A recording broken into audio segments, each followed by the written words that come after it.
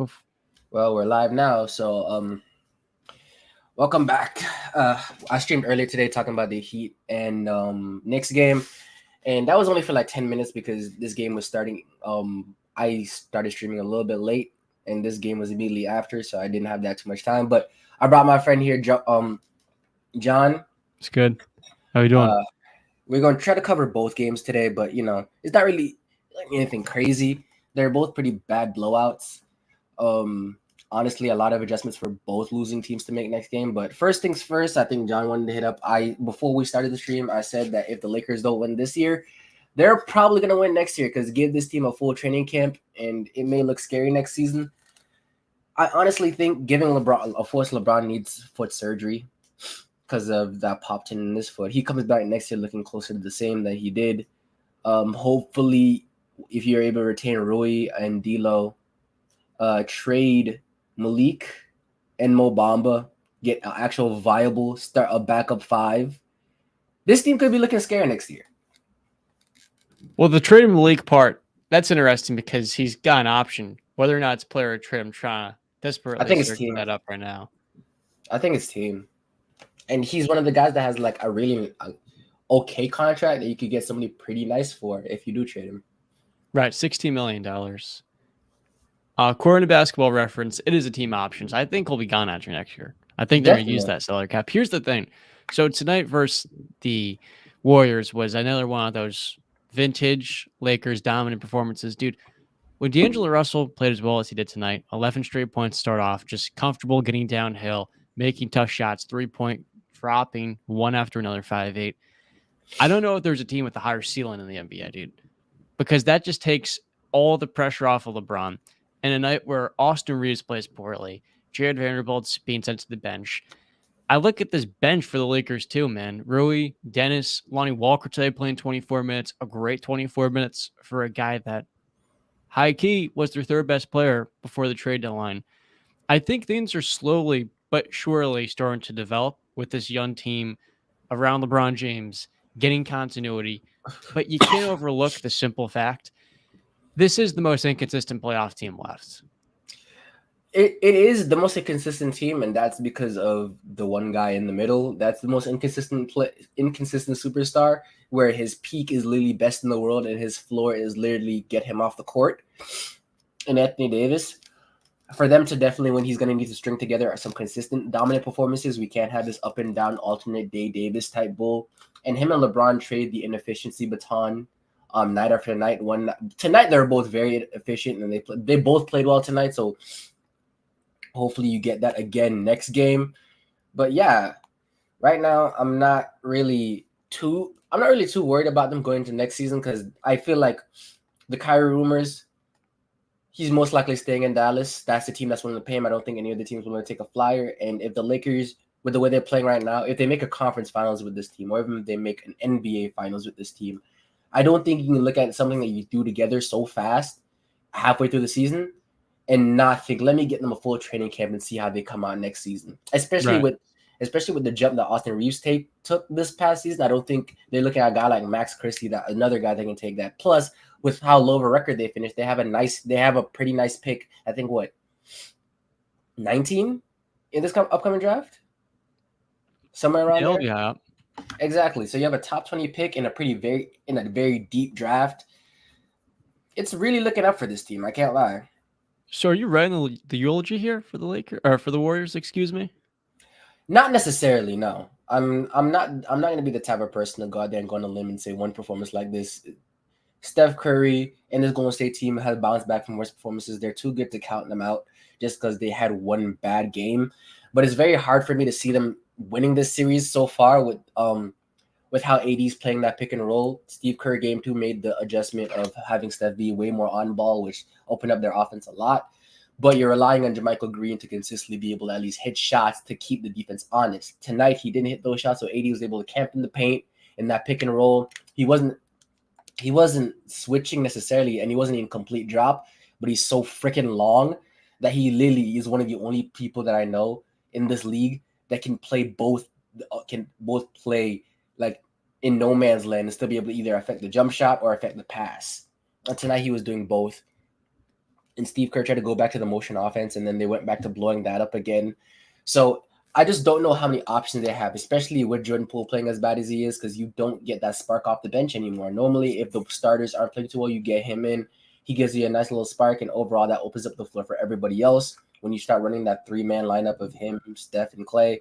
Right. But with the way he's playing right now, you're not going to get that. I mean, he's been unplayable. This is coming from a Jordan Poole stan. I've said he can make an All-NBA team about 6-7 months ago in September of 2022. And I look back now and I'm like, what has gone so horribly wrong that Max Christie is outscoring him in playoff games? And well, defensively, he's gotten worse. Last year was already a terrible defender. Today, he only had 1 turnover, but it's the turnovers, the shot selection.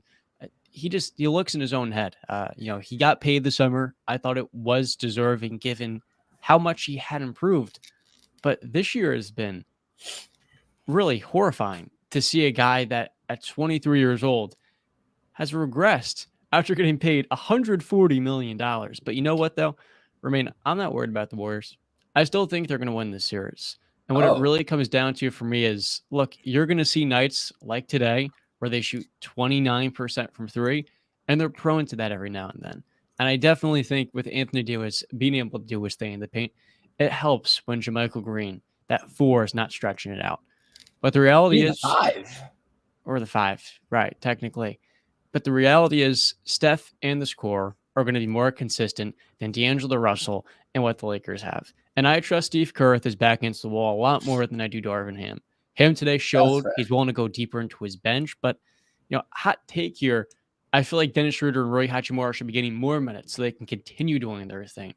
Of course, Dennis guarding Steph, he's one of the best in the league, I would say, and then Rui has been huge for them. I think those guys should be getting more minutes, but if they're not gonna, then I look at that Lakers supporting cast, that cream of veterans with Dante, Gary Payton, who did not play well today as well. That entire bench played poorly, but I think they're going to be a lot more consistent than the Lakers bench. I think they have more continuity. Their group flows together, and just with the coach, man, I have a lot more invested in Steve Kerr, given we've seen just last year, people wanted to count them out going to the playoffs, and they clicked. They're healthy again this year. And I don't think off of a night like Game 3 where they're just a little bit out of it, and of course they're not making shots early on, but then D'Angelo Russell starting off with 11 straight points off rip. I mean, it just wasn't the Warriors' night, but I'm expecting them to come back in Game 4, play a lot better, shoot the ball up to their standard, which is elite levels, and then we'll move on to Game 5 in San Francisco. And I think we'll be saying, oh, wait, the Lakers are on the ropes here. For me with Jordan Poole, this season, I'll give him a little slack for the inconsistencies the entire season. It's the same reason I gave Tyler the slack that second year when he came off the bubble. It's whenever you give young guards like that, where one day they're starting, the next time they're coming off the bench, and with how similarly he plays to Steph, teams kind of guard. Draymond said it best that teams now, whenever you brought in the bench unit, they usually played the bench unit a little bit different, so you have different looks within the game. So defenses aren't like strapped to playing the Warriors one way the entire game. You have to switch up the way you play. But specifically for Jordan Poole, it's just this season. It's just when he was starting, he had great numbers. It's just I think when Clay earlier said in the playoffs that he's playing on one leg, I do think he's a little bit banged up. That's the one thing. But his decision making has been awful. He's been getting bumped off his line of drive way too freaking easy. He's one of the quicker guards in the league. Not the fastest, but very quick with his handle and can change directions very fast. He's not getting anywhere against these Lakers defenders. So I do think as with him specifically, I think he probably does need to put on a little bit more weight. And next season, I do think he'll have a bounce back here. I don't think it's where you write him off. He's too young to do that. That'd be like if I'm me writing off Tyler right now, and I'm definitely not doing that. So I understand that, but I honestly have the Lakers in this series. While the Lakers offensively has been up and down this entire series, one thing that's definitely stayed pretty consistent is the fact that LeBron and AD are locked in defensively. Now, that depends on the scheme Darvin Ham runs, because last game, Steve Kerr kind of blew that shit apart by putting Steph on ball, but Again, I think him going deeper in his rotation is a lot better than keeping Rui and Dennis Schroeder on the court because Rui can't navigate screens like Lonnie can. And you're going to put him on Klay Thompson. And him on Klay Thompson, they got lit up for a little bit there before Darvin Ham made that switch. So I think bringing in Lonnie Walker, having fresh legs so that Austin Reeves isn't like his legs aren't dead guarding Klay all the damn time. Having somebody that can give you a spark on the offensive end as a little bit more athletic and can move the way Lonnie can gives you another is the reason why he should go a little bit deeper into his bench. And even though Dennis is great at guarding Steph, sometimes you're gonna need somebody that's gonna be able to viably stretch the floor and keep defenses honest. He's not that type of player that's gonna keep defensive honest. So I honestly think right now, as series do go along, even though we're holding LeBron to a different standard now because he's freaking 38 and he has a freaking popped tendon in his foot. But with the way he's playing right now and how he paces himself in this game specifically and how he's able to turn it on and off on offense, we've seen him be able to do it throughout these past 2 games. I do think as you get deeper into the series, you're going to see him take over a little bit more down the stretches of games. With this Laker team, he's best set playing the way he is right now, playing off the ball a lot more, letting other guys get theirs, so the entire team is in rhythm, so that he's not tired in the first half. And as the game does go along, he can pick his spots. Right. But and we saw in game 2, whenever he is on ball and he decides to go full force scoring from the get-go, that's what the Warriors want. The other guys aren't in rhythm. The other guys aren't getting the shots that they want.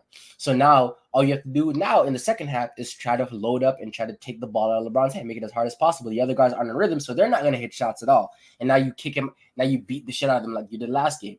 LeBron, people are talking about the first 13 minutes to take a field goal attempt. He was exactly doing that. He was making sure he kept these words honest on everybody else before he started to get his own. And him getting his own was a lot easier because he got it whether it's in the fast break or catch and shoot threes or at the line.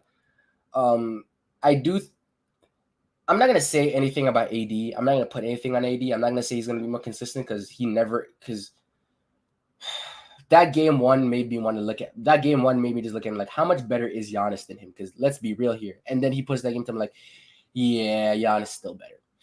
Well, he is consistently inconsistent, to be precise. His peak is better than everybody else probably in this league sometimes, but his floor is just so goddamn unplayable sometimes. It's very hard. But yeah, I do still have the Lakers probably winning this series. I will say 7. I'm a guy that doesn't like saying 7 because in a game 7, anything can freaking happen throughout the entire series. You don't know who may get banged up. You don't know by the game 7 what may happen. So I'm a guy that definitely likes to, whenever I feel like a team has an advantage, gotta say 6. But with these matchups, I honestly see going to 7. I wouldn't be surprised if it's 6, depending on which team decides to actually step up. But I'd say 7. But I do take LeBron and the Lakers in this one. So how do you think AD played tonight? This was him extending the run of him being tremendous Up and down. in odd nights, but even nights, so far, just awful offensively. Fantastic tonight. Offensively, he was locked in. He was hitting a good amount of his jump shots. I think he only took 9 field goal attempts though, right? Yeah, he had 10 at the end, 12 free throws, and he made all but 1. He was great on the picker. He was a great target in the pick and roll today. He was getting to the line, being forceful at the basket, and also being magnificent on the defensive end. So today he definitely got I don't know the difference of what makes him not want to lock in some games because there's the same openings all the damn time. He just decides when to take them and when not to. It's honestly very, very puzzling. Yeah, I just don't think the reason why Anthony Davis is so inconsistent is that he's not an offensive engine, right? He's the second fiddle. So there's going to be nights because of how dominant he is as a rollman. He had no offensive rebounds today, but just with his foot speed and agility, he's always going to have nights where he's going to be super efficient. And even if he's not making a single three today, he's going to have 25 points. But I think the inconsistency elements that his playmaking, reading out defenders, finding the open man against a double team, and also at the same time opening up the floor as a jump shooter, that's never going to be a consistent part of his game. But the one thing that does concern me as someone that picked the Warriors in the series is that, dude, I don't know where they go from here or what they can rely on going into game 4. If I'm Steve Kerr right now, Jordan Poole is being paid to be the third Splash brother, the cousin, right? and he has been so bad on both ends of the floor. I'm almost at the point he's been a detriment to our team. Like, do we even play him at this point? He's a hell of a young player. He can be really good, but it's not working out right now. And then consequently, that rubs off on all of those veterans who played terrible today. I I don't know what the exact adjustment in game 4 is other than making more shots and hoping you come out with a little bit more engagement while D'Angelo doesn't, have one of his best. I don't think D'Lo is going to play as well as he did in the first half. Well, I don't think you need 127 points to beat this team consistently. That's the problem. You don't need D'Lo to do this again. Tonight, you won this game with neither LeBron or AD having to pay extended minutes, and this game was over before it even started. You're not going to get blown up before. You're not going to expect blowing out these Warriors the entire season, but you're going to expect close games. You're going to expect back and forth performances. So you don't need D'Lo to do this again. You just need him to be able to be consistent enough on offense where he's hitting a couple of shots. Him navigating the pick and roll creates openings where he can get to the rim or set up AD or set up LeBron on cuts, stuff like that.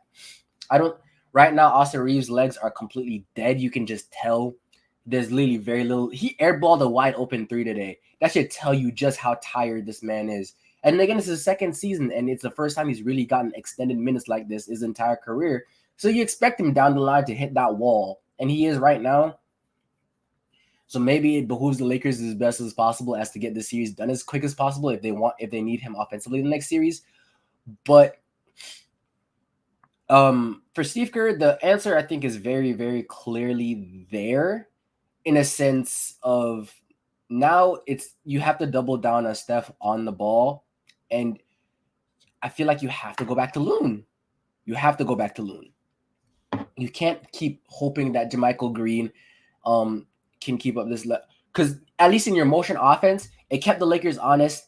Even though AD was in the drop most of the game, at least you had somebody down there that could challenge him on the glass. JaMychal Green can't do that. Looney can. And that was the only game you were able to keep it close a little bit.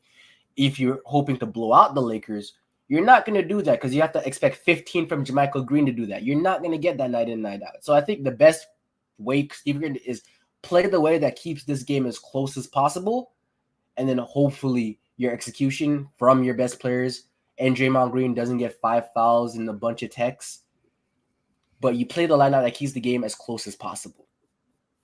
Yeah, this was another pretty rough Draymond game too. He was negative 27 in his minutes. He was also terrible in game 1. Game 2, he was a lot better, but that's probably the X factor. No, Draymond Green being defensively enforcer and that guy pushing the tempo, getting them running. The thing to get them running, they need to play Loon, because to get them running, you need to be able to get on the secure defensive rebounds to get on the break. They're not doing that if you don't have Looney on the court. The Lakers are ruining them. How many offensive rebounds do the Lakers have tonight? I don't think they had too many because AD had none. They only had 6 offensive rebounds. And no player outside Tristan Thompson had 1 or more than 1. So really only 4. Also, the Warriors out rebounding them tonight on the offensive glass. Oh yeah, that's even crazier because it didn't feel like that at all in this game. And with AD.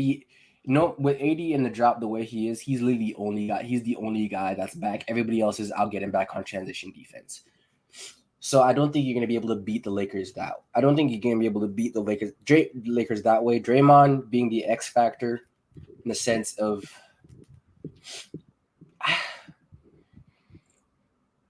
you need another shooting threat on the floor. This is where you start to miss Otto Porter from a year ago. Like when Klay Thompson last year in the finals was stinking it up, it was Otto Porter who came in, knocked down shots, was in the right spots defensively, and more notably, opened up the floor for his guys. He was mistake-free. He had been in that system for a year, and he also is just like a match-made, little pick-and-pop screen type of player. Like the screens that he would set and the spacing that he gave opened a lot up in those minutes.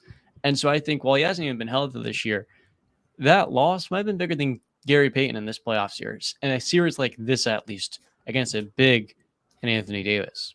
Exactly. Otto Porter, in a sense, is... I'm not going to say underrated because who rates Otto fucking Porter? But I'm saying who ranks him in a sense. Like, who's thinking about where is Otto Porter ranked? I was having a good year around like 78th in the NBA. He's a pretty good on ball and off ball defender. He communicates well. He's a very good vet, and he can shoot the damn cover off that damn basketball. Right now, the only real wing that can defend multiple positions, shoot well, is Wiggins on this team. Yeah. Right now. And he's playing really, really. Every time he plays LeBron, he tries to go out of his way to play really well because I think him getting traded from Cleveland is still in his mind. But he tries to play well every single time he plays LeBron, and he's been playing very, very well this series. It's hard for me to see any way. It's hard for me to see any way the Warriors can beat this Laker team unless they just get really hot for the rest of the series. Maybe if Patrick Baldwin Jr. shapes this in Otto Porter, they'll be good. Yeah. Right now, it's just one Golden State needs to keep this game close. Their shooting needs to be on point. Right. They need to secure defensive rebounds and get on the offensive glass a lot. And they need to hope that you get some production from both Draymond Green and Jordan Poole. That seems like a lot for them. Draymond play better, make more shots, and then probably go to Jordan Poole less than what they have. At this point, I don't think you're going to get anything out of Poole. Like, he's just not going to play in the series. If the Lakers get to the foul line more than any team in the league, he's going to be hunted. He's going to be a terrible mismatch. He's going to put him in the bonus. And then the lack of shot making it makes him a broken player. The perfect player to be able to play in this type of series that would be really helpful for them would be Jonathan Kuminga. Right. But God knows why. Actually, I'm not gonna say God knows why Steve Kerr, because he got in garbage time minutes today and stunk it up. So he had some points in his garbage time minutes. Yeah, but overall, he just didn't move anybody. He didn't really earn any minutes in my eyes with Steve, especially with somebody like Steve Kerr. You would think he'd try to play a little bit more forceful, but he didn't.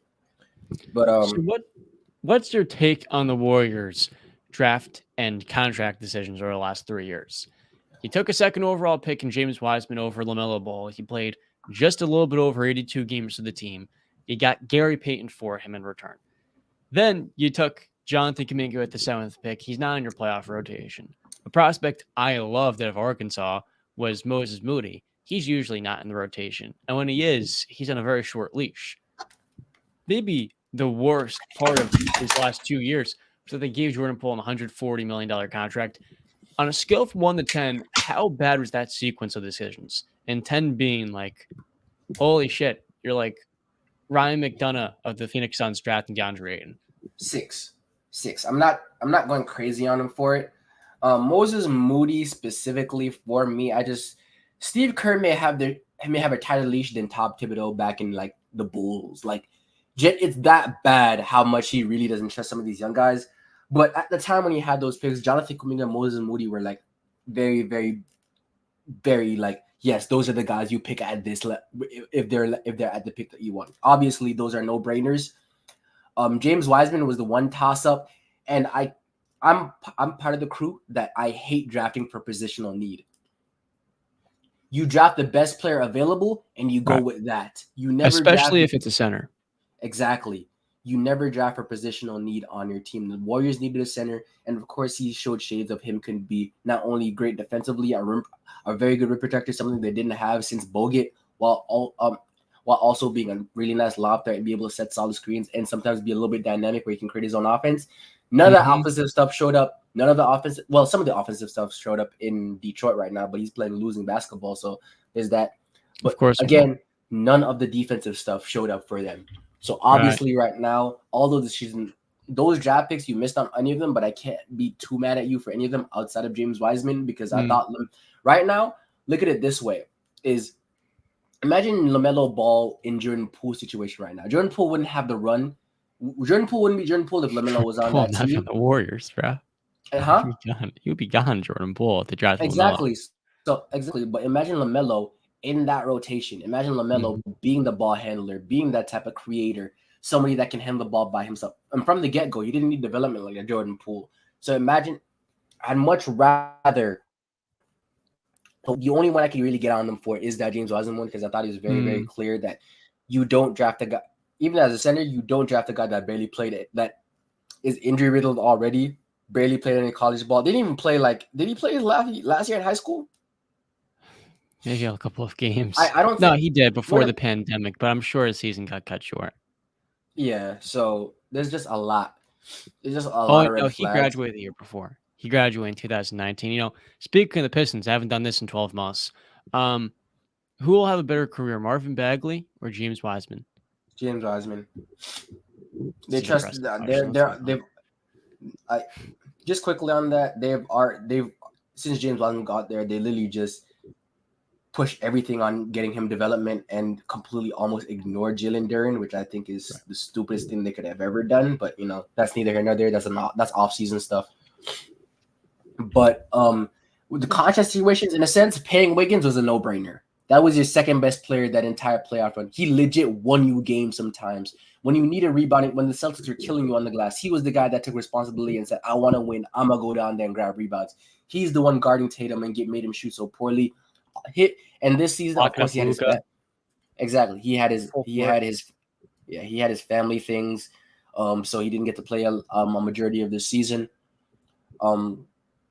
But him paying him was definitely it. I think they should have waited to play Poole. They should have definitely waited to pay him. Right. Even at the time, I'm like, I'm not gonna lie to you. I don't even want to pay Tyler that type of money, much less pay Jordan Poole that type of money right now. Again, the same thing they thought with D'Lo. I'm not too high on guards that aren't too great of playmakers. Jordan Poole isn't really a great playmaker. Plays one way, and it's not even like he's one of those guards where his build isn't too great, but he gives you effort on the defensive end, but he's just gonna get abused because he doesn't have the size or weight to do it. No, he literally just does not try on that end sometimes. And a guy as inefficient as him, I spent an up and down. Paying 140 mil was the worst thing that you probably could have done. Now you have that contract decision, I give them a D plus because any other team probably would have made that same decision. I'm not gonna be too hard on them, but yes, that was definitely a bad decision. Andrew Wiggins, should have paid him, give him his money, retain him. James Wiseman, I definitely give that shit an F. Even I was against it the moment it happened. I was definitely there saying get LaMelo. And Jordan Poole, you are an Orlando Magic. But I think that's basically this game and this series right now wrapped up. But let's get to my favorite one. This Heat Knicks series has been great. Talk about a real thriller. I talked about it, but when I talked about it, it was immediately after the game. But I went back, looked at a couple of stuff, saw some of the adjustments, and really saw how we played them today. And I don't see a way they can win this series. I don't see a way they can probably win another game unless they get really hot from three. Because as of right now, ever since game one, I think this adjustment when it came game two, if Jimmy played, but the first thing Spo did. First game, Jimmy was on Jalen Brunson to try to slow him down, and Gabe Vincent was on RJ Barrett. Now you put Jimmy on RJ, you put Gabe Vincent on Brunson. The size matchup is a little bit better, even though Jalen Brunson was bullying him a little bit in certain spots. You now allow Jimmy to use his best attribute on the defensive end, even though he's a great one-on-one defender. But he is one of the best help side defenders and one of the best players helping in the passing lanes in the NBA. And you put him in a position where you force not only RJ to be a spot-up shooter now Jalen Brunson is seeing 2 to 3 bodies every single time he tries to go to the rim. You guard Julius Randle one-on-one with Bam Adebayo, and you still load up in the paint just in case he gets past him. You force him to be a jump shooter, something he literally is not consistent with, and he gets frustrated and takes very bad shots sometimes. And with the way they're playing it right now, with Jimmy helping forcing RJ to be a spot-up shooter, sometimes RJ has to take the ball off the dribble to try to create and make decisions, which he's bad at. And this virtually makes Mitchell Robinson almost unplayable because not only do you have another really good rebounder, box him out, and Kevin Love, the Miami Heat aren't letting them get on the glass like Cleveland Cavaliers did. This isn't Evan Mobley and this isn't Jared freaking Allen. Like the Miami Heat they got away with bullying the Cleveland Cavaliers. You're not doing that to the Miami Heat. I don't know what made you think you can do that. And their shooting this entire playoff run has been absolutely atrocious, and I don't see it getting any better.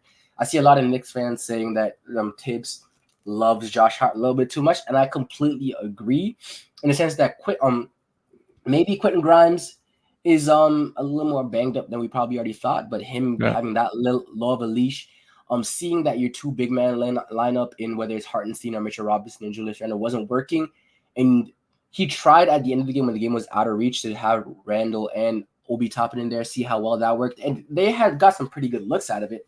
So I think that's an adjustment they probably make going down the line. But especially with Quickly out, you probably see some McBride minutes.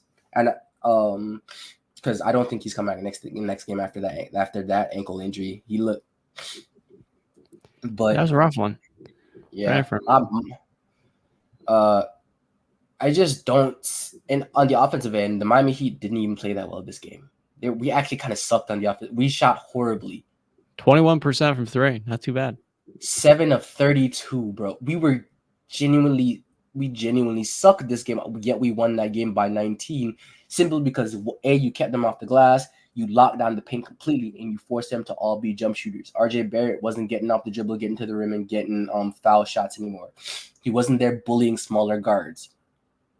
Having Jimmy in this lineup makes it. Having Jimmy on the defensive end. Oh, I thought a sneeze was coming. Happens. Having Jimmy back on the defensive end opens things up so much more for everybody else. Max today was shooting. Well, he was 3 for 10, but earlier in the game, perfect he was on twos. Yeah, he was genuinely. They were overplaying on the 3-point line. He was getting down. He was making layups. He was getting to the rim on the fast break. K-Love, he got with that touchdown pass from K-Love. Heat fans are hard on Bam for his, not scoring to the level he was in the regular season, but he's being guarded in the way that no other teams guarded him teams guarded him like this in the second half of the season, where he's seeing 2 defenders in the paint every single time. Right. I think he was either the number 1 or the second paint scorer in the NBA this season. And the moment he touches the ball past the free throw line, he's seeing multiple bodies in the paint, and he has to go really quickly on these offensive to even get a chance of getting a good look at the rim. So him, even though he's missing some chippy floaters and some of the jump shots that he normally makes, overall offensively, I love his production. Giving us 18 or 17 today, he's basically making Mitchell Robinson a complete negative because he can't guard him on the offensive end, and he definitely isn't getting on the offensive boards. And he's guarding Julius Randle really, really well. Not to mention, some points in the game, Spo literally just says, "Hey, yo, you are the one leading the offense. Now you're the initiator," and he does that well too. Dude. All right, so look, there's 2 ways you can look at this series. Number 1, the Heat should be up 3-0 right now, but in order for the Knicks to win against this Miami team, they have to win in transition, and they're just not doing that well enough. They're not getting out in transition. What's up? They're not even getting out in transition. They can't. You look at what the Heat are doing, meanwhile. K loves outlet passing. Oh my goodness, has it opened up their transition attack. Kyle Lowry's pull-up shooting. Gabe Vincent was 1 of 8 today, but he is still one of the most ballsy shot takers I've ever seen in my life. I love it. Whatever Eric Spoelstra injected into that man, he's made him a dog. I love everything about his game. The thing about it is, I get it. This team gave him a lot of confidence. He's been like this since he first came to this team. His first game, he went like 4 of 6 from 3, and he was gunning them. And he only got like 12 minutes. He's always been a gunner. He doesn't turn down any shot. Yeah, I won't pretend I was watching him at UC Santa Barbara, but then even Jimmy Butler is well in transition, opening things up and getting to the foul line. And here, this is the issue with the Knicks. I know the Knicks are a lighthearted, fun team, an easy squad to root for, especially for New York fans that have not won a series since 2013. But there's a reason why, they should be down 3-0 right now. It's that they're a fake playoff team in this setting. I mean, Josh Hart has no business starting. No business. Josh Hart is a great positional rebounder. He's a winning player. But he's not a guy that should be starting for you in the half court offensively, where he's going to be unguarded. He's not creating advantages. He's looking to pass out. And Knicks fans were so willing to proclaim this guy as this incredible must-have piece. Now Tom Thibodeau thinks he's an essential to this rotation, playing him 38 minutes per game. Josh Hart is nowhere near a 40-minute per game player. He's closer to a 25-minute per game guy. And when he's in that role off the bench, everything opens up for them. And I think the issue right now is that they don't have the spacing Quentin Grimes offered them earlier on throughout the entire regular season. And what made the Knicks a playoff team in the first place, it was never Josh Hart starting. It was him coming off the bench with Emmanuel Quickley and bringing a combination of lethal pull-up shooting on Quickley's part and just secondary scoring, plus Hart's energy, intensity, get on the glass, running the floor. That was what made this Knicks team a playoff squad. It was not their starting lineup. Jalen Brunson's been great this year, but it was not Julius Randle. The difference for this Knicks team was much like Derrick Rose 2 years ago. They had an elite level bench. And this Knicks bench, has been awful in the series. And I said this coming in. I thought Miami's bench was better from a practical playoff standpoint, right? What was more proven? It was quite clear that Miami was. And we've seen in the series, even if Miami's bench is not going to shoot well from the field, they're going to make more winning plays. And this is going to be a series that not a lot of shots are going to go in. Can you be the team that wins in transition? They're going to get on the floor. You're going to get to the foul line. And I ultimately think for Miami, I mean, they should win this in 5 games, but I'm expecting the Knicks to get one. I think we'll end in One 7. hot shooting night. Yeah.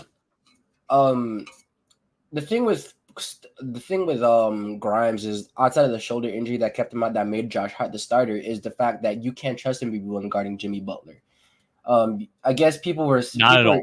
Yeah, exactly. Like people were proclaiming Josh Hart as they have bodies to throw at Jimmy that makes it harder. But this, even though Jimmy shot 9 for 21 in this game, I'm looking at a couple of those drives where he got mauled and he didn't get a call. If this was a regular game where Jimmy got the calls that he normally gets, this would have been maybe a 9 for 17 performance, and this would be like 32, 33 points. Like genuinely tonight, everything was clicking for them. And Quentin Grimes right now hasn't been shooting well since the shoulder injury, so you're not getting that. Now you take Emmanuel quickly out of this situation now. Even if he does play next game, he's nowhere going to be the same because that ankle injury, trust me, I'm nursing one right now. I know how much that shit hurts, and I know how hard it is to move. He's not coming back next game if he ever plays looking the same. He's not going to have that same burst. And essentially, one thing that made the Knicks great in the regular season that made them team was their bench. And then the only person they're getting consistent production from off their bench is Isaiah Hartenstein. But right now, I just don't know what their answer is. Do you play Obi Toppin more minutes? Because while he probably opens it up a little more offensively for you, defensively, he's getting destroyed. What do you do when the Heat second unit comes in and Kyle Lowry is like picking you apart? Not even just like in the pick and roll, hitting timely shots, being great defensively. They just don't have an answer for a lot of this stuff. Cleveland, I think a lot of especially me, we overrated Cleveland. Well, we not overrated in a sense, but I think that matchup was just the worst thing for them too. They played a team that is the antithesis of everything they are. You got a team that's physical that could negate any of Evan Mobley's defensive prowess simply because they're just that much stronger and bigger than him. And you got a team that could a coach that Tibbs that could easily figure out, hey, yo, Isaac Okoro can't shoot consistently. Make him unplayable. Don't even bother guarding him. And that trickle-down effect makes it very, very bad. For everybody else, now Darius Garland, Donovan Mitchell really aren't getting the same type of shots. So I think that series made them look a lot better than they are because they weren't great offensively in that series either. They were just able to take Cleveland out their game. You're not doing that with Miami. Of course, Miami has the more steady star that's going to be able to get to his offense a lot more consistently than anybody on Cleveland. Miami has players that are bigger, that are more physical, that's willing to get into bodies, that's willing to go on the glass, that's willing to get chippy. You're not gonna be able to bully them like that. They're not gonna let you get out in the fast break consistently like that because guess what? They're willing to have only one possession on the offensive end as long as everybody's getting back in transition defense and they're already set up defensively before you even get back down. We're willing to force you to make jump shots because you're shooting 29%. And now every single Jalen Brunson drive, he's seeing multiple bodies, he's passing out. And whether you find an open man or not, most likely it's either Julius Randle that's open or the person that's open isn't making that freaking shot. Yeah, it's just too bad. It's just so many things wrong for them that I don't know. People are calling for Tibbs to make some adjustments, but I don't know what adjustments he can make that actually help. So this is probably going to be the 4th series in his coaching career that with home court advantage, he loses in 5 games at home. He's good at this. It's a skill. Shout out to him. I also want to shout out Michael Lopez in the chat because, like you're talking about before, Cleveland was probably the worst. They had the worst matchup in New York, given their offensive rebounding and just pace. And I think the Cavs were a lot better personally than what that series made them out to be because the playoffs are all about matchups. But the Knicks and the Heat, they do the same things.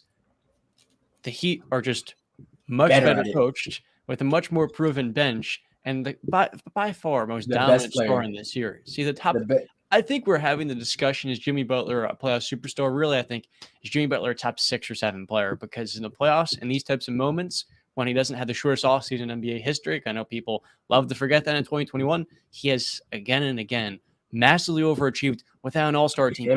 Like we talk about Nikola Jokic having an all-star. I'm a big Jokic guy. I got a jersey right behind me. What all-star has Jimmy Butler played with? Bam Adebayo for 1 year.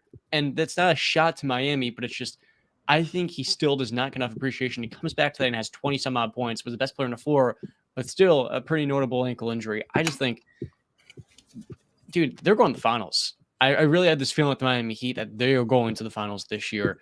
Based off, you're smiling. You're like, I don't know, because they got the Celtics. I do not trust Boston. I don't trust Boston either. I don't trust Joe Mazzulla yet with that defense. What it really comes down to for me is Jason Tatum has shown us, while he's an incredibly volatile superstar, he is by far the superstar at the lowest. I don't call him a superstar. He has a pretty low floor. And as we see, I mean, the Hawks took them to 6 games.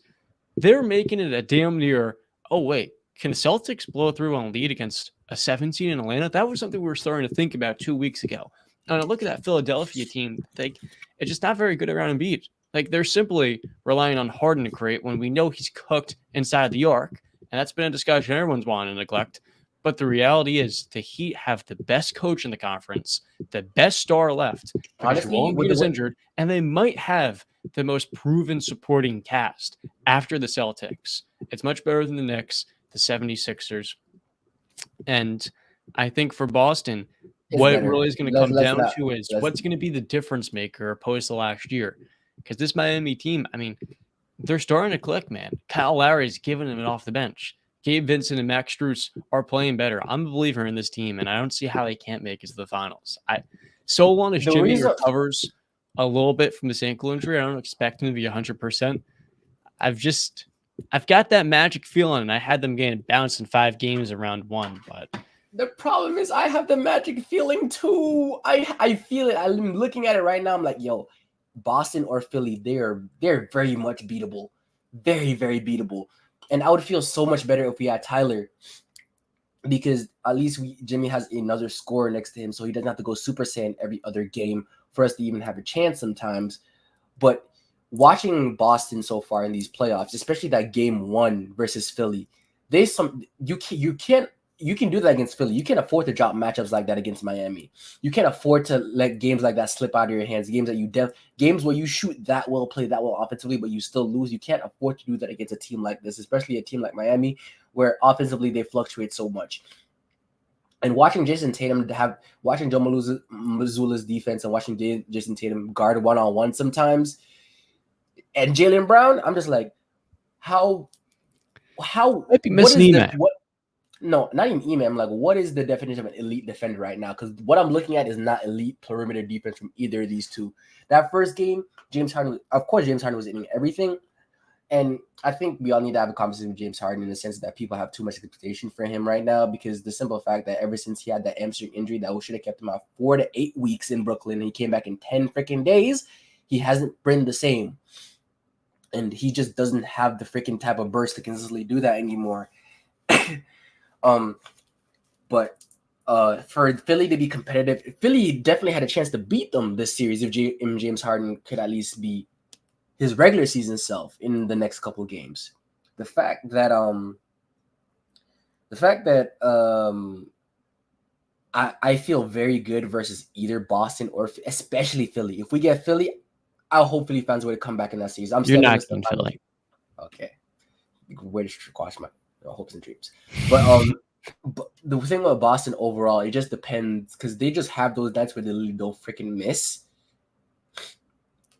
And it just depends on how you mitigate that, because you can't get away with the game plan you have against the Knicks right now. Of course, I trust Bo, because I'm not even saying he's the best coach in the conference. I'm saying he's probably the best coach in the game right now, honestly. I don't think I've never seen Steve Kerr be able to make the adjustments that Coach Spo has been able to make, whether offensively or defensively. And the adjustments that Steve Kerr does make are the obvious ones, like, hey, yo, put the ball in Steph's hands. Probably something you should have done a little bit earlier. And he also doesn't breathe the same type of confidence in his young players and his role players like Spo does, with the way he does put him in positions, because there's no reason why Haywood Highsmith should be giving us these many productive minutes guarding Julius Randle. How is he playing? Great. Actually holding up just on. great. He's giving us on the court is simply this. On the defensive end, crash the glass, play really. He's one of the best one-on-one defenders I've seen in the sense that his feet, he doesn't look it, but he's so freaking solid. I watched him guard Julius Randle and Jason Tatum before, and he's so freaking solid and he moves so well that defensively he's always a plus, and he always has active hands. And on the offensive end, he can hit a three here and there, and he's been able to do that. Pretty much this entire series whenever he does get consistent minutes. So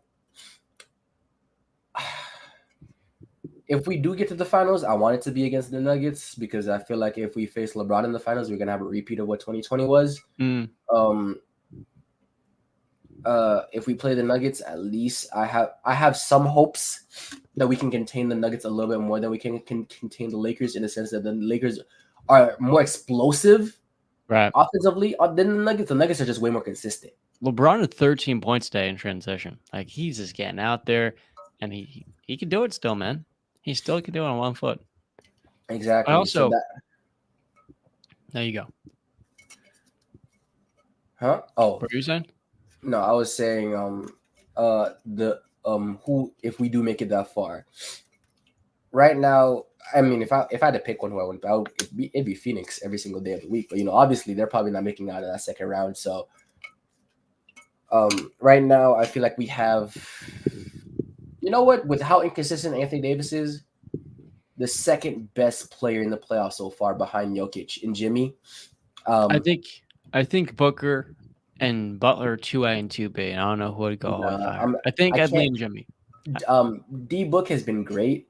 It's just the fact that Jimmy's doing it without having freaking KD's freaking gravity helping him create space where he can constantly go one-on-one. He's literally doing this with some of the worst spacing, and teams constantly packing the paint on him sometimes. That's true, but Devin Booker's got to deal with fucking Landry Shamet, Monty Williams BS, DeAndre Ayton throwing pissy fits. And then you've got Kevin Durant throwing up the ugliest 40-point game, damn near almost 40-point game I've ever seen. Devin Booker's dealing with some shit right now. And he's doing all the superstar stuff, playing off the ball and dominating. He's defending at a high level, and he's making those plays. I just think Devin Booker right now is emerging into that guy. And he's responding to last year's playoff downfall, and that's what an elite player should do. Yeah, I think people just don't like him because of the way he talks sometimes. And, the Phoenix just doesn't rub you the right way. They're a team that everybody just is. They make it very easy to dislike them. Yeah, but DeAndre and Chris Paul do that too. I've always been a fan of D-Book, and I'm glad he's been able to perform the way he is right now. And I think Michael put it best in the sense that Jimmy's able to maximize the potential of the role players around him. He breeds confidence into those guys, and with how much offensive attention he drags to the Max Strus, Duncan, and all those guys always get wide open shots on the defensive end. He's covering up a lot of their mistakes sometimes whenever they make poor rotations. He's the guy jumping in the passing lanes to deflect those passes that are going to the open man. He does a very good job of getting them involved in the offense, but also protecting them from their own weaknesses on the defensive end also. I just wish Jimmy just got a little bit better in the pick and roll with Bam. Just a little bit. If he's able to get as good as Tyler is in the pick and roll with Bam, yeah, there's really no team that could probably beat this team, because for it to be 4 years already and them not really have that type of synergy on the pick and roll yet is hard. But it's also definitely comes to the fact that Tyler is a little bit better of a pull-up shooter than Jimmy is, and he's a little bit he's not more methodical, but in a sense, he's a little more quick. He's a little quicker to get his shot off than Jimmy is. If he's in the pick and roll, he's changing gears to get to the rim, or he's changing gears to get that pull up a lot quicker than Jimmy is. Jimmy is a little bit more. He's gonna be slow and he's gonna surgically destroy you. You're gonna get time. Yeah, you're gonna get a couple pivots. You're gonna get a couple pump fakes, and if you don't buy any of those, it's just a floater or a fadeaway over you.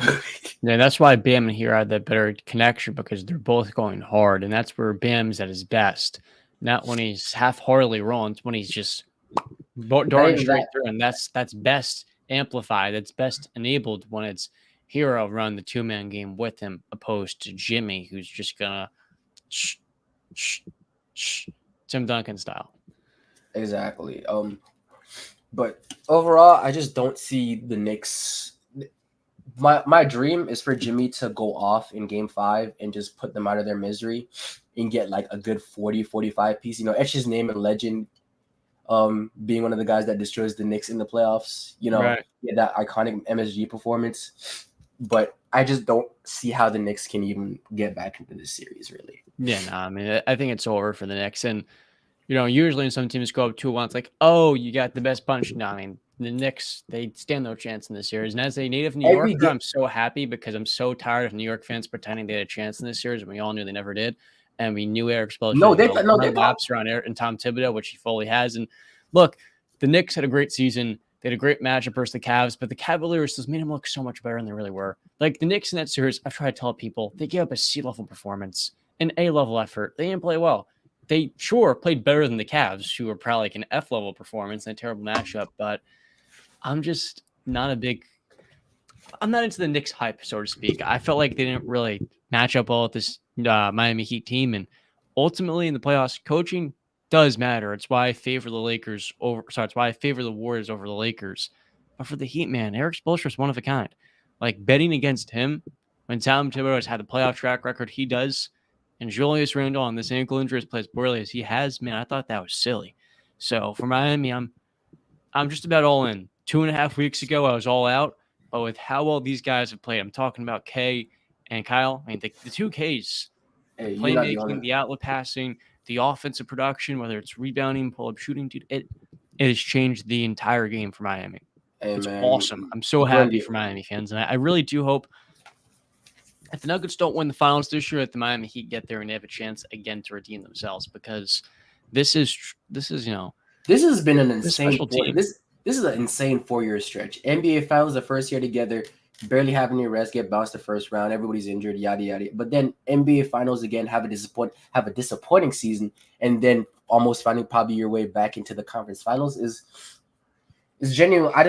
Right now I don't see a way you can say Jimmy isn't like top 10 or top 8 right now with what he's been doing the past 4 years and how much he does elevate his game during postseason time. You don't see him get those big scoring performances outside the last 2 seasons simply because he didn't freaking need to. Goran was our leading scorer back in the bubble. In the second year, obviously he was hurt. He had the hamstring injury while playing the Bucks, and the team obviously was just gassed because we always play the Bucks well. So the one series that we just did get destroyed, and people think it's a surprise that the team that got the least rest in the NBA got destroyed that way when they normally play that team really well. It's honestly crazy. And right now, if Tibbs doesn't make the adjustment, I don't know what adjustments he can make, but if they get destroyed the next 2 games, Eric Spoelstra probably will get 2 coaches fired this season. That's insane. You think Tibbs gets fired?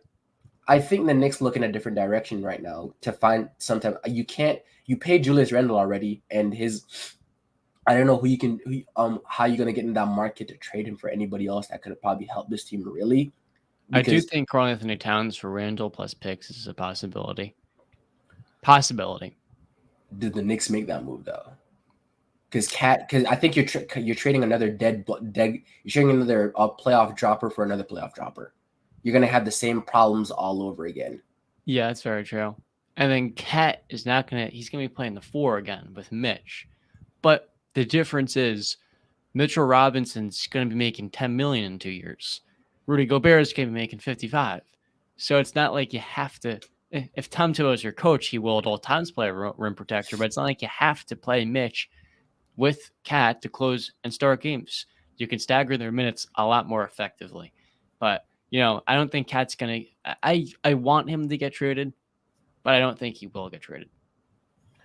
I just don't see what the Knicks definitely can do some stuff. They have a lot of cap space. They have, I think, 6 first-round picks in the next 3 drafts? Half of them are fake, but yeah. With drafts as deep as those, I don't think you can count as any pick as fake anymore. Right. The lottery protected by like the Pistons, though. It's probably going to convey into a couple of seconds or extinguish into a few seconds in 2 years. But yeah, they're in a very good position they're in a very good position to maybe in a year or 2 be able to make that, if the Bucks don't do a good job, maybe make that run at Giannis, like Mike just said, or they just get that. But right now, I think with that's another one. If James Harden decides to leave, if James Harden decides to leave this summer and they get a disappointing exit, what can you tell Joel Embiid anymore? If you can't blame him if you request a trade, and I think that's one of the main destinations probably for him. Right.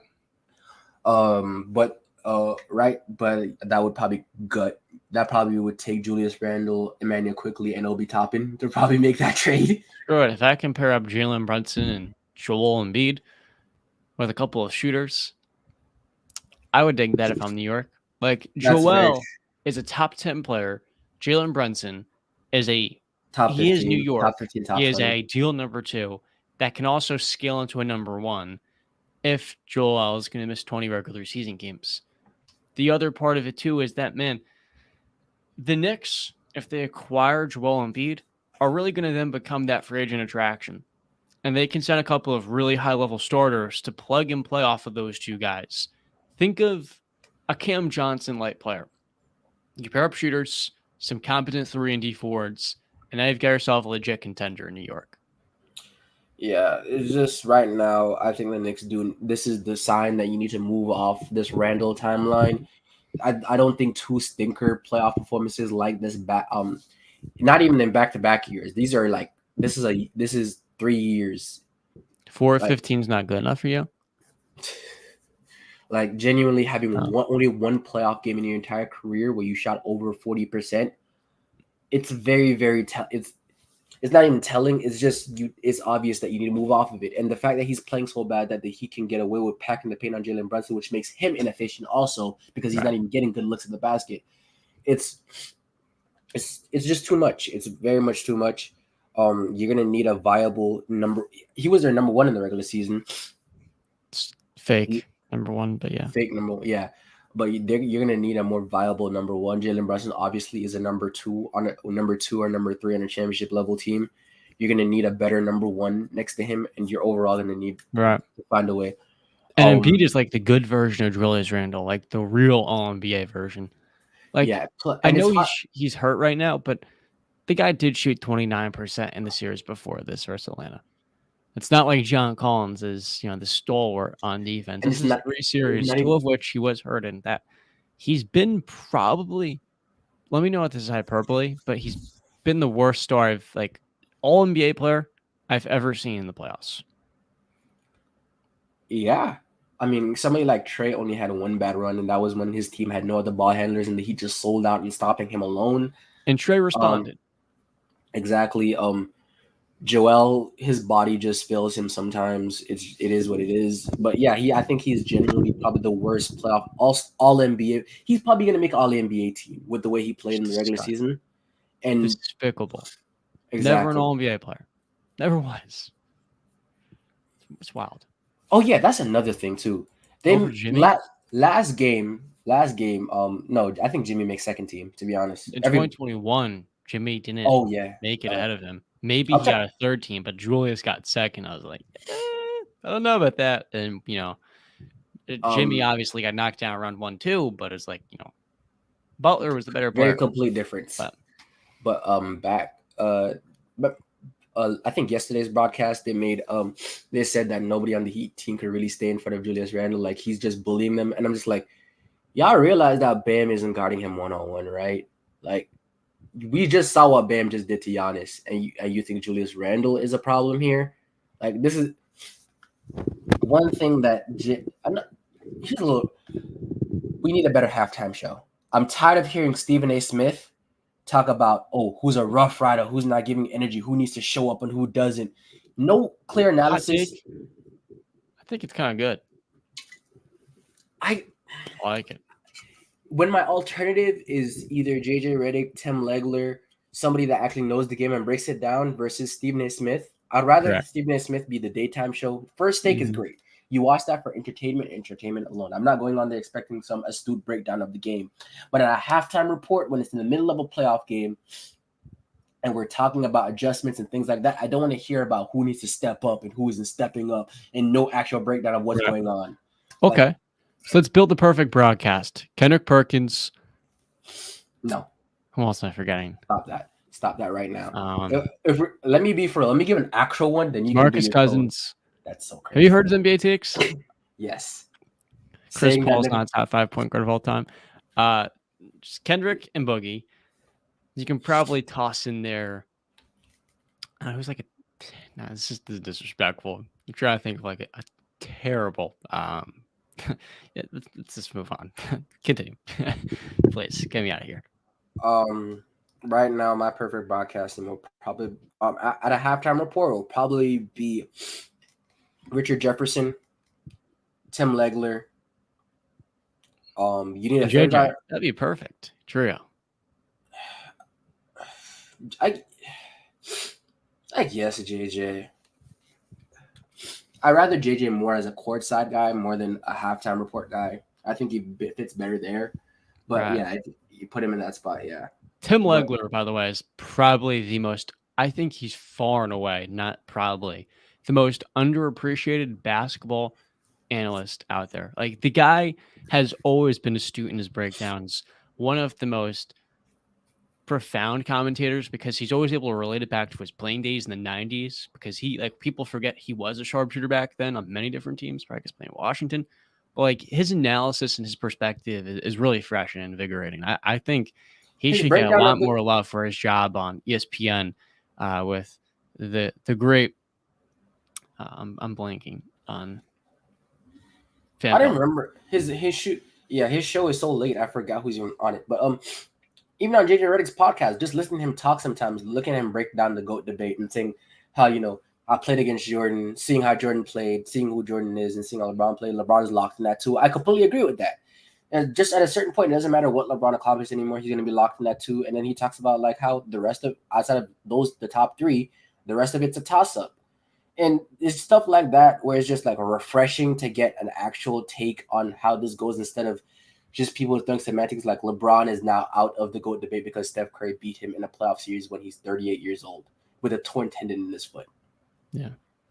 Or shit like that. Like it's genuinely, maybe I'm asking too much for basketball discourse because at the end of the day, you are trying to produce entertainment. And if there's one thing Stephen A. Smith is, he is entertaining. And you obviously want him to probably be in the halftime report for a New York Knicks series as him proclaiming himself as a big New York Knicks fan. But it's just very, very hard to just watch it sometimes with how shitty he is, how shitty his actual like breakdowns are of whatever is going on.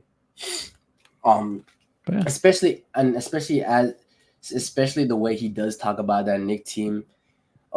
Before he used to be a little bit, I think he's fallen a little bit too in love with Jalen Brunson's Knicks team because before he was a little bit more objective and realizing that maybe they don't have a chance. He was so high on them beating us for some reason, and I'm just like, what does anybody see in this Knicks team that I don't? Because I called the Cavs probably beat them in a 6, and obviously I was wrong on that, but I just overrated the Cavs too much. But the moment they got us, I'm just like, y'all do us where to dog walk these boys, right? Like, this isn't even a competition. Like, people are talking about Julius Randle played well against the regular season. It's the regular season. You know what he averaged versus the Hawks in 2021? In the regular season or in the playoffs? In the regular season. What? 38 points. I think like 13 rebounds, 55% from the floor, money from 3-point range. And when it got to the playoffs, you may as well take his field goal percentage, his 3-point shot, and his points per game, his rebounds too, and just divide it by 3. That's how you play in the playoffs. The thing about it is just that in the regular season, he can get away with some of the stuff he can because it's a Wednesday night game. It's a Wednesday night game against the freaking Detroit Pistons sometimes. Guys aren't going to be playing the hardest he wanted. They're going to allow him to get to his left hand a lot. You get into the playoffs, you play a team like this. Guess what? When you can't go right, you're going to not be able to go right in a series versus a good defensive team. I mean, you remember that Boston game winner in November?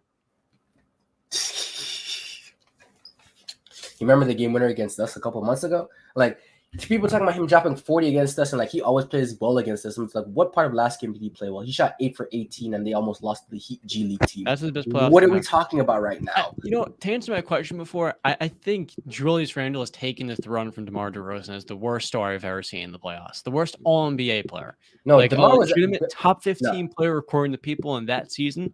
He's taken the throne from DeMar DeRozan. DeMar is at least good until he sees LeBron. Like, I actually kind of disagree with that. He's okay. Okay, I'm gonna get. He's okay. He's productive until he sees LeBron. Julius Randle, he's positively productive, maybe just not nowhere close to the regular season production, but he's at least productive. Julius Randle is not productive at all. I had him today because I'm thinking, you know what, the Heat are going to double team and force him to be a passer. I had him more than 3.5 assists. He got 2 today. Like, there's the sneeze from like 20 minutes ago. But it's just genuinely like very. It's just I don't know what people see in like whenever you guys show you who they are before, or you can tell by certain guys. Like looking at the way the Kings play and looking at them getting the Warriors. While I took the Kings probably taking that series, and I guess their inexperience did catch up to it in the game 7, along with Steph just going freaking nuclear. Mm-hmm. But in a sense, I knew Domantas Sabonis was going to have trouble because guys that can't use both of them or rely so much on one freaking hand, like one side of the ball like that, isn't competitive on the defensive end and is undersized for their position sometimes, they're not going to do well in a playoff setting against a team when you have 4 games to game plan for you. The Warriors are the best interior defense in the league specifically. So Sabonis can't just pulverize Kevon Looney for 4 quarters. Maybe he can do it for a few possessions. Exactly. And the Heat have one of the best, well, anybody's a good defender for him in the playoffs, but with it size for size and already an elite defender, you have the player that can match up with Julius Randle. And even if he is hot, make it hard of him on Bam Adebayo. People just don't think in these situations. Even when I'm so in on this team, even on certain teams, at least I'm thinking and try to look at things objectively in a way that, I may like this team, but I can tell where the deficiencies are. People don't do that with I don't know what made people not do that with the Knicks this year. I don't know why. Like, the Heat's always been able, the Heat, give small guards, they terrorize them every single playoffs. Every single time they match up against a small guard, it's always been hell. Tyrese Maxey had trouble against them. Trae Young has trouble against them. The previous series, Jrue Holiday is he's like 6'3". He's not small guard, but he has trouble. Well, but he has trouble. Like, they always give small guards trouble. Something like Jalen Brunson is not going to be as efficient, as effective as he normally is. He's really good, so he's going to get his at times, especially like how game 2 he did. But he's not going to be as effective as he normally is in the regular season or in that Cleveland series. You look at Julius Randle; he can't go right. The Miami Heat have the bodies to wall up against him, along with the ankle injury and the fact that he just doesn't have in a playoff setting and he can't get to the freaking rim. He's not going to be great. The Heat have the bodies; they are not small. They can get Mitchell Robinson off the offensive glass, and you have to. In a series like this, when you have so many answers for your best players and you have to force RJ Barrett to be able to give you 23 a night, Emmanuel quickly to come off the bench and be great that night for you to have a chance at winning, and you're playing Josh Hart 38 minutes, what part of that is a team that's going to win for you? I don't understand why people were so high on them. Yeah, I mean, it's wise because they're in New York. Did you see just to wrap this up, because it's depressing to talk about the Knicks, I'd rather get more sleep. Did you see the closeout with 3 minutes left in the third quarter where Jimmy kicks it to Caleb Martin in the corner. He swings out to Gabe Vincent. They're moving the ball around. It's pinning on needle. And then I look back at the clip. It's Julius Randle's closeout on Gabe Vincent. And Tim, I just DM'd it to you. It's probably the cringiest closeout I've seen in my life. Oh my God. It's the funniest shit. It's not even, it's a horrible, you're supposed to chop your feet, go full speed and chop your feet. So he literally just gingerly runs towards him and then does nothing after. It's him doing a cone shuffle, like the 10 meter, and he's looking to shift directions. It's it's hard for me to put into words because I've never seen a closeout like that before. It's obvious because he's got the left ankle injury, so he's favoring that a little bit, but it's like, man, what the fuck? It's just genuine. It's just hilarious to me that people had them even take winning this series. They should be down 3-0, right? I'm so mad that they're not down 3-0, but fine. They're down 2-1 right now. Tom Thibodeau streak will live on. Either way, right now, it just genuinely pissed me off that people were just that high on them, and I had to sit there after they won that game and them bragging about, Jimmy coming back isn't gonna be a problem. We got the Heat's number, MSG South. I had to sit there for 6 days, or what 4 or 5 days, sitting there watching them mouth off about them, just like, ooh, I can't wait for this game 3. Yeah, well, Now moving to game 4, that'll probably be a gentleman's sweep. And with all of that, I think we covered everything for today. We talked an hour about 2 of the most disappointing playoff games so far. It was impressive. I got this shit on Julius Randle. I got this shit on Julius Randle a little bit, and You should dedicate a the YouTube Knicks video to that. in the summer. In the summer. Right. I gotta get busy on one for DeAndre Ayton. Just a film breakdown. Please let me be a part of that one. That I want. In a span of 4 possessions again, missed the layup on Jamal Murray, come down the court, get the rebound bounced away from him by Bruce Brown, get the ball stolen from him when he got a rebound by Bruce Brown, and then misses another layup. Like, well, at least you got the sulk on the bench after like you wanted. I've never seen a 7-footer so fucking soft. It's genuinely insane. He doesn't dunk.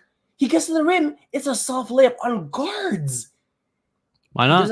He doesn't roll hard to the rim. He doesn't attack the offensive. It's just he doesn't sprint. That's another. He doesn't sprint. Insane. When was the last time you saw him sprint back on defense? The last time you saw him run the floor at Gazelle, you don't see that shit.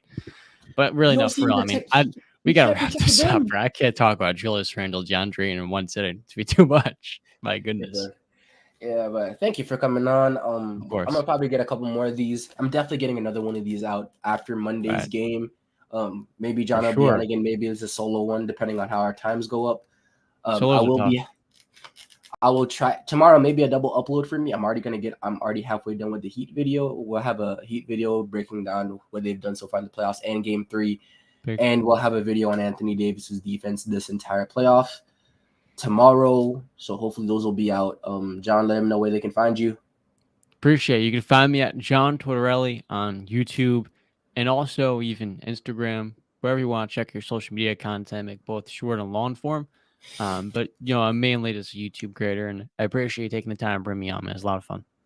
Hey, no problem. I'm always go follow his time. I'm on his podcast a pretty good amount of time. I'm on his stream a good amount of times too. You'll probably see him on here a lot more. But it was great having you on here. Great talk. Hopefully we can probably get the series over in 5, and I can be done with Knicks fans. It's generally aggravating seeing how some of them talk sometimes. As well.